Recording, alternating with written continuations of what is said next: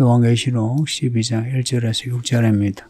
본문에는 하늘에 두 이적을 기록하고 있습니다.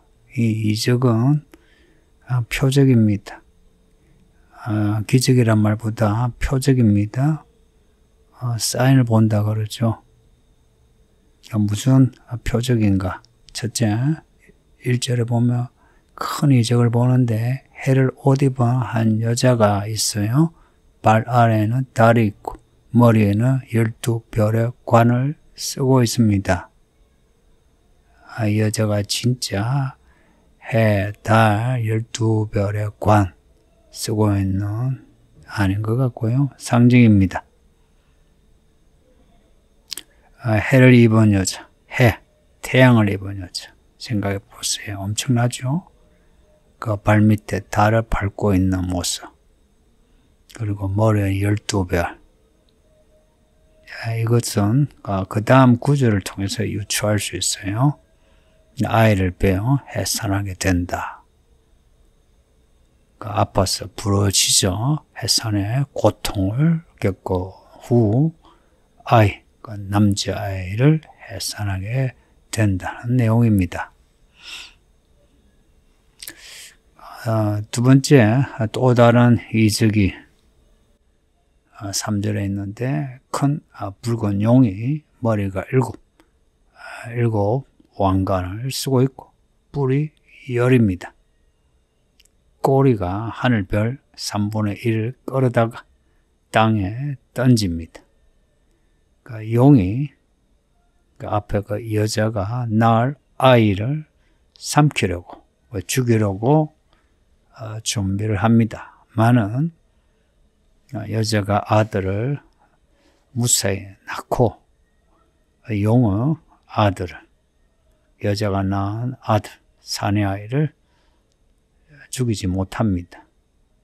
여자가 낳은 아들은 철장으로 만국을 다스리는 남성입니다. 남성. 그 남자는 남자다운 할 때 그 단어입니다. 그 남자 아이를 하나님 앞과 보좌 앞으로 올린다. 잡아 채서 올리다는 겁니다.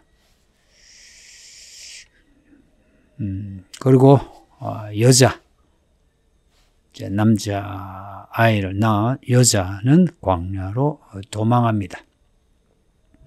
광야에서 1260일 동안 광야에서 양육을 받습니다. 1260일. 그 앞에 두 정인의 1260일. 짐승의 1260일. 42달. 혹은 한때, 두때 반. 합치면 세때 반, 3년 반. 광야는 하나님이 여자를 양육하기 위한 곳인데 여자가 광야로 도망하며 하나님이 여자를 보호하시면서 양육하십니다. 양육이란 먹을 거, 입을 거, 살 곳 다 준비해 놓으시는 겁니다. 이제 이 의미하는 바를 보겠는데요. 이 여자가 낳은 아이는 누가 봐도 예수님이십니다. 고로 여자는 이스라엘이라 할 수 있어요. 구약의 이스라엘. 뒤에 보면 12장 뒤에 보면 17절에 보면 예수의 증거를 가진 자들 나와요. 여자가 사실 17절에 보니까 예수의 증거를 가진 자들, 성도들입니다. 교회. 여자가 구약의 이스라엘, 신약의 교회의 성도들입니다. 이 여자는 하나님의 백성, 하나님의 말씀을 받은 하나님의 백성입니다. 세상 사람들하고 다르죠. 하늘의 특별한 은혜를 받고 권세를 가지고 있습니다. 해와 달의 권세를 가지고 있습니다. 12배의 권세를 가지고 있습니다. 해와 달 12배를 특별히 개별적으로 이게 무슨 뜻인가 해석하지 않아도 됩니다. 해와 달 12배의 권세를 가진 하늘과 땅의 권세를 가진 창세기 37장 보면 요셉의 꿈이 나오죠.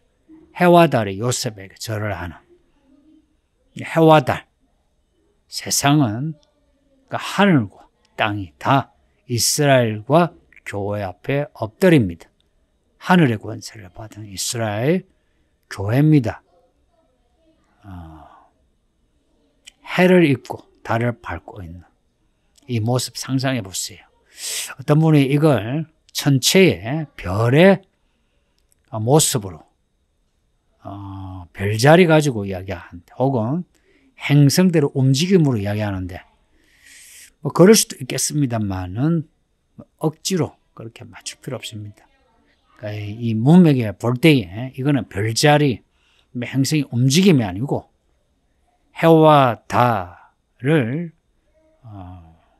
그 권세를 가지고 있는 이스라엘 그 교회의 모습입니다. 12별의 관, 이스라엘의 12지파 생각해 보세요. 그리고 교회 12사도, 이들이 하늘에 그 보좌에 앉아 있고 관을 쓰고 있죠. 이스라엘 12지파, 세상의 모든 교회입니다. 여자가 해산하는 아이, 예수님이 이랬습니다. 교회가 해산하는 아이, 14만 4천의 사람들입니다. 교회가 성도를 해산합니다. 한 사람 성도를 해산하는데 얼마나 애를 쓰고 부르짖어야 하는지 압니까? 생각해 보세요. 그냥 사람들을 교회 흥미로 호기심으로 교회 불러서 재미나게 또 사람들과 사귀는 해서 인생에 어떤 재미를 주려고 하면 성도들 많이 증가할 수 있습니다. 근데 이 교회 와가지고 거듭나고 장성하여 하나님의 사람 되는 데는 해산의 고통을 겪어야 합니다. 바울이 그랬어요. 갈라디아 교회에 대해서 내가 해산의 고통을 다시 겪어야 하겠다고. 이게 무슨 말이냐? 성도님들, 제가 이 교회 목사로서 여러분을 가르치고 변화시키는데 해산의 고통, 힘이 없으면 안 되는 겁니다. 이게 사람의 힘으로 안 돼요. 하나님의 힘으로만 됩니다. 여자가 아들을 낳은, 교회가 성도들을 낳은 이제 이 모습을 생각하세요. 성도님들, 여러분은 교회가 낳은 성도들입니다. 갈라디아서 말씀 보면 4장 26절에 보면 오직 위에 있는 예루살렘은 자유자니 곧 우리 어머니라. 예루살렘이 어머니라. 교회의 머리가 누구시라고요? 예수님이십니다. 예수님이 우리를 낳으신 거예요. 요한복음 15장 보면 포도나무와 가지 나오죠. 포도나무에 붙어있는 가지 떨어지면 가지가 죽어요. 포도나무에 접붙여지면 그 가지에서 포도송이가 열려요. 그리고 여자가 낳은 남자, 이 장자 7장으로 다스릴 남자, 그 예수님의 권세이고요. 뒤에 보면 구원받은 성도들이 천년 왕국과 새 예루살렘에서 왕노릇합니다. 왕노릇. 예수님이 왕의 왕이시고 구원받은 성도들이 왕의 권세를 가집니다. 그리고 예수님이 하늘로 올라간다 되어 있어요. 올라감. 5절에 보면 올려가더라. 그 올려가더라 하는 그 동사가 데살로니가 전서 4장 17절에 구름 속으로 끌어올려 성도들이 구름 속으로 끌어올려란 그 끌어올려란 단어와 같은 동사입니다. 여러분 들어보셨는지 하르파조라고요. 하르파조라고. 이 단어는 낚아채 올라가는 겁니다. 휴거입니다. 구름 속으로 끌어올려, 구름 속으로 끌어올려, 구름 안으로 끌어올려. 공중에서 주를 영접하게 하리니, 공중에서 주를 영접한다. 공중은 그냥 하늘 위입니다. 거기에서 예수님을 만나는 거예요. 성도들이 끌어올려. 예수님이 끌어올려 올라가신 것처럼, 엘리야가 끌어올려 올라간 것처럼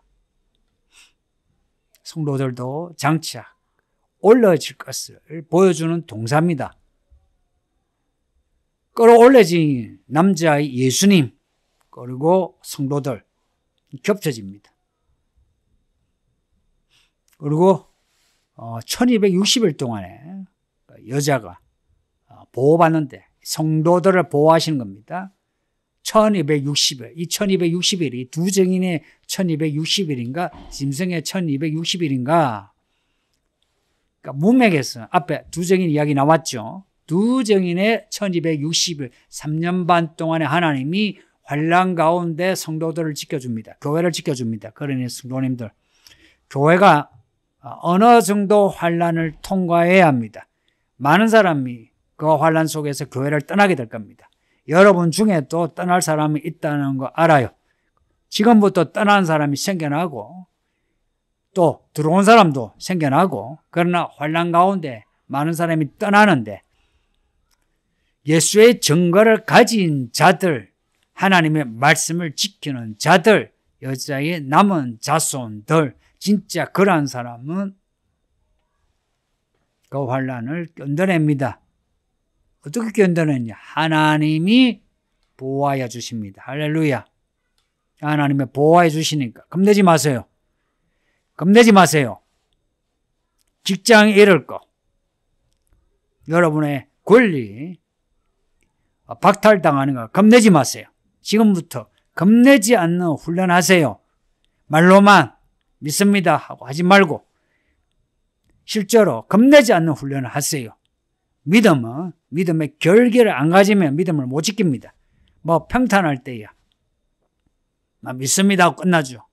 근데 그 믿음도 하나님이 저울로 재시고, 그러나 마지막 때는 환난으로 붉은 용이 여자를 죽이려고 하는, 구약의 이스라엘을 죽여 남자아이를 못 낳게 하는, 신약의 교회를 죽여 참된 성도를 못 낳게 하는 그 일을 할 때에 겁먹으면 끝입니다. 힘내세요. 기도합니다. 아버지 하나님 감사합니다. 요한계시록을 잘 읽어나가게 하시고 말씀을 깨닫게 하소서. 다른 말들에 귀 기울이지 않고 우리 자신의 성경을 읽고 잘 배우게 하소서. 그래서 분별하면서 우리에게 일어나는 일들을 잘 분석하고 해석하고 적용하여 끝까지 믿음으로 사는 예수의 증거 가진 증인이 되게 하소서. 예수님 이름으로 기도합니다. 아멘.